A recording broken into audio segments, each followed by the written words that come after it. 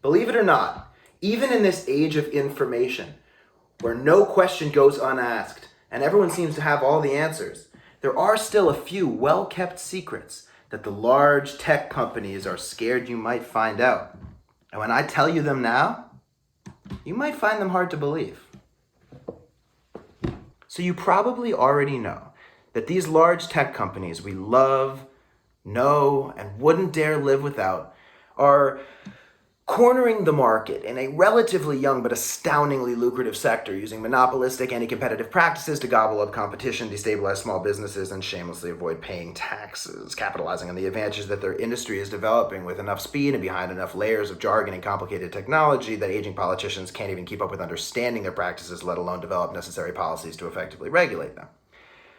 And we all know that their growth and ravenous consumption of smaller competitors have made the products of this handful of corporations so ubiquitously integrated into private, public, and professional life that many of us feel we have no choice but to engage with their services, accepting exploitative agreements of terms and conditions that allow these monstrous entities to construct a panopticon or a privatized surveillance state that records our movement, behavior, communications, activities, and networks, and store this as data in massive data banks that use more electricity than most countries, burning through ungodly amounts of non-renewable energy while we hurtle towards ecological catastrophe. And you know that this data, which is the most valuable commodity in the world when they sell it, which they do without transparency, and despite the fact that they take it from us for free, can easily be used as a weapon to manipulate behavior, suppress political dissent, and exert social control, even though it happens to be being used at the moment primarily to sell non-recyclable, completely unnecessary consumer products like fidget spinners, vibrators, and plastic containers of skin cream.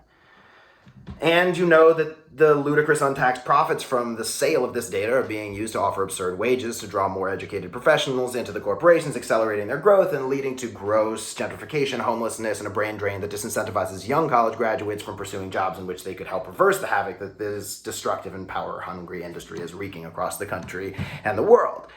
But I bet you didn't know that the amount of people with an Amazon account will always be a prime number. Do the math. When you think about it, it's kind of spooky.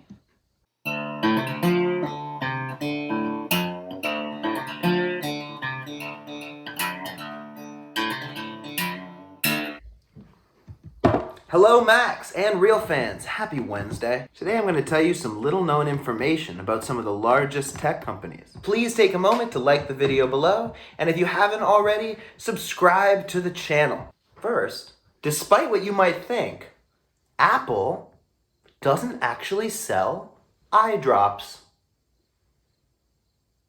Second, Google's search bar doesn't serve alcohol, but when you are in Google's search bar, you can still open a tab.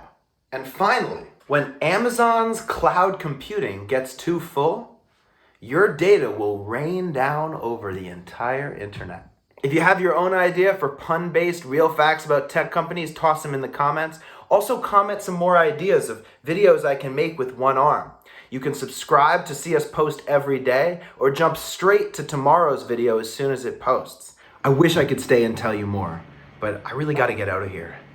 Ever since I downloaded Instagram, I'm pretty sure people are following me.